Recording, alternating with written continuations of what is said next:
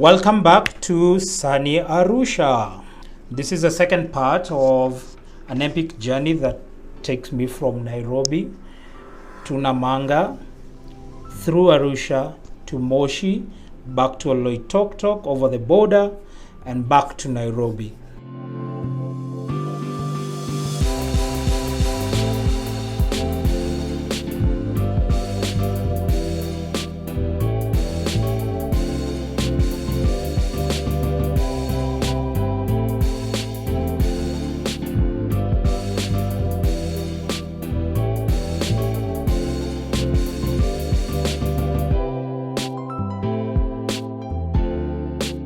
So waking up in Arusha, surrounded by beautiful hills.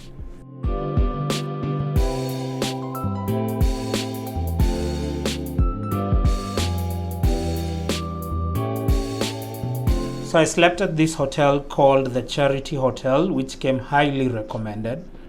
The obligatory 2 beds to make it easy, to make it a double room. You get an amenity kit with toothbrush and toothpaste, and towels as well. Hot water throughout. It was a really nice hotel. The only thing I would say, have much selection when it came to television, but at least you get a fridge where you can keep your drinks. Now that I speak about drinks, they don't sell alcohol at the Charity Hotel, but you're welcome to bring your own alcohol. They'll keep it in their fridge, in their freezers if you need it, but they will not sell to you alcohol.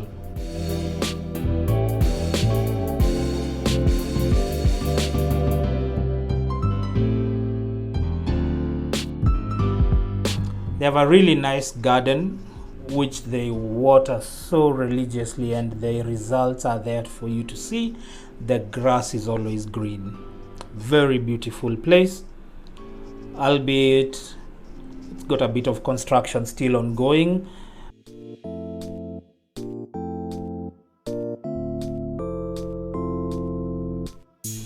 Getting out of Arusha on the dual carriageway, which quickly becomes single lane. And as I told you, if you ever forget who's president of Tanzania, Arusha will make sure it reminds you every 100 meters.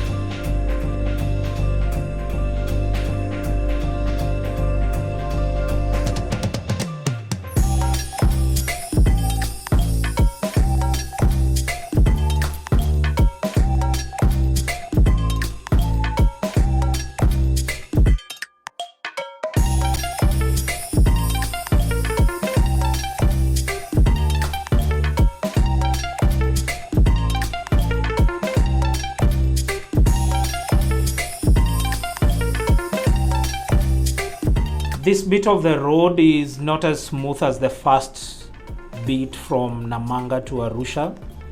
I think you could tell with the age. I think it's an older bit of the road, an older piece of the road. So it was a little bit bumpy.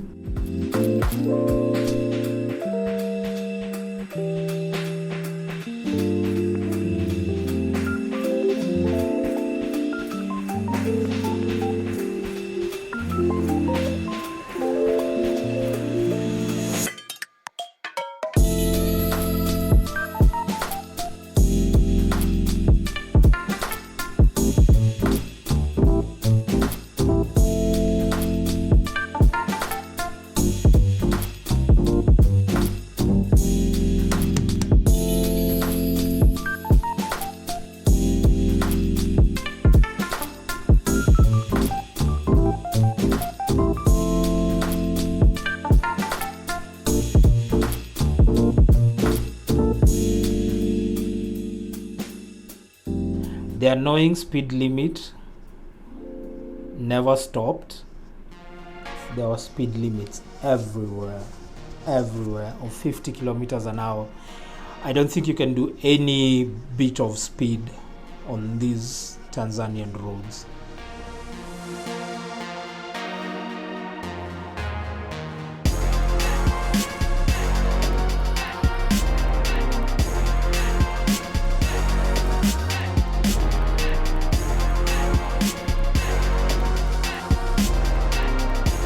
The insane speed limits make this 80-kilometer journey become a 2-hour drive, because you're always driving at around 50 kilometers an hour or even less. So it requires a lot of patience. You will never think it will take this long to cover 80 kilometers.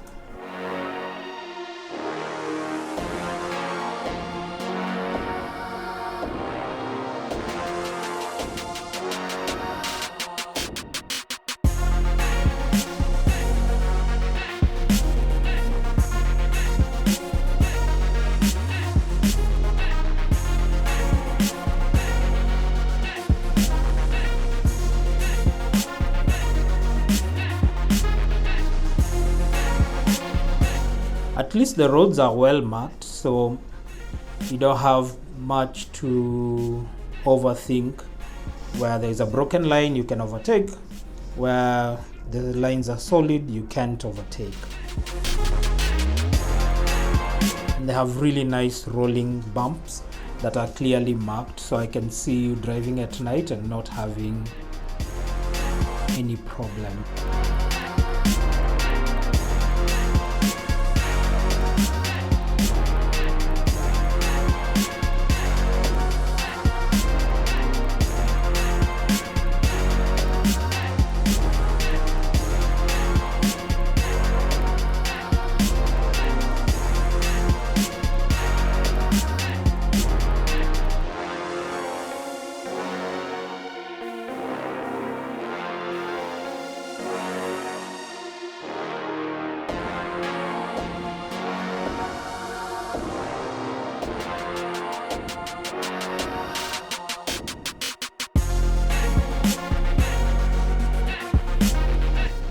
I think I like the road architecture of Tanzanians. The roads are well built, not overly complicated, well maintained. I like that they try as much as they can to have straight bits of the road that make sense.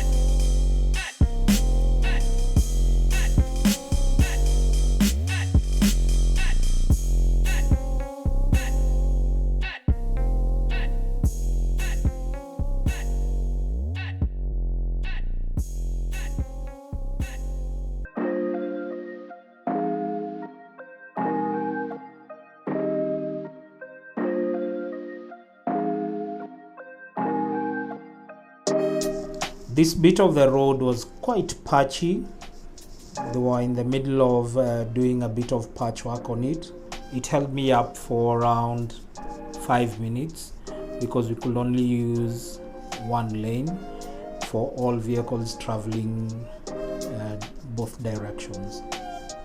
What was interesting for me was that they were doing this work on a Saturday afternoon. I'm so used to not seeing contractors working on Saturdays. It's usually the most inconveniencing time in Kenya. It's always weekday work hours or something like that, or weekend work hours, never when it's low traffic time.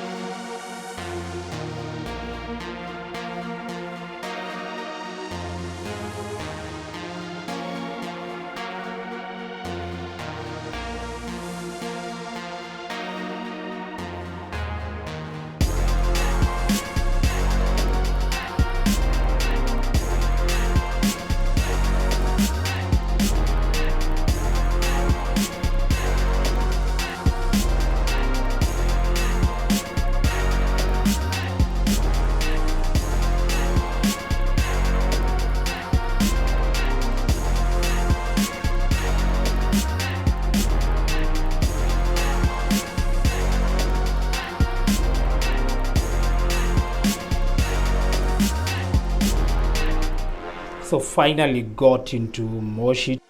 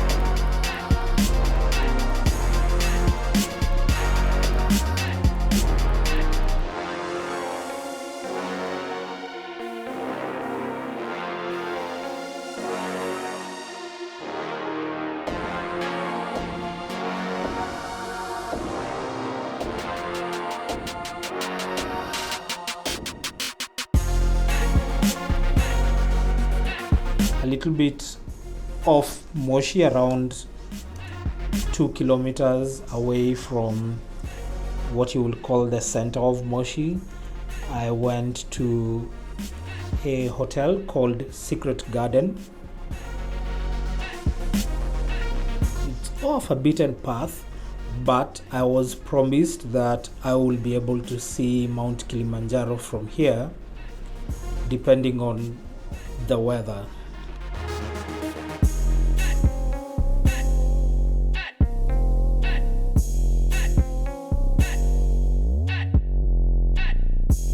The hotel itself looks like it was a residential house and then was converted to a hotel. Quite Spartan, creakiest beds yet. But their food was top notch. Simple food, but really good quality food. I was so impressed by this. I will go back to Secret Garden for the food alone. Woke up at 6 in the morning to make sure I could get the first glimpse after the sun rose. Mount Kilimanjaro is majestic. If you need to be amazed by the beauty of Mount Kilimanjaro, please make sure you look at it right as soon as the sun rises.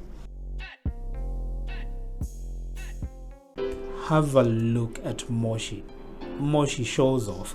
It's so green, beautiful vegetation, and seems some red flowers were in bloom and they looked mighty amazing. Came to see Mount Kilimanjaro, did that. Now just need to get myself back to Nairobi, which I'll do in part 3 of this trilogy of videos. Everyone claims the mountain is in Tanzania, but the view is in Kenya. Unfortunately, I haven't been able to catch a view of Mount Kilimanjaro close up from Kenya. But do you think that's necessarily true? And what makes you think that the view is better in Kenya than it is in Moshi? Leave me a comment down below. Let me see what you think about that. Until I see you the next time, please remember to subscribe, share, and comment. And until I see you the next time, wherever the road takes you, may it be full of joy.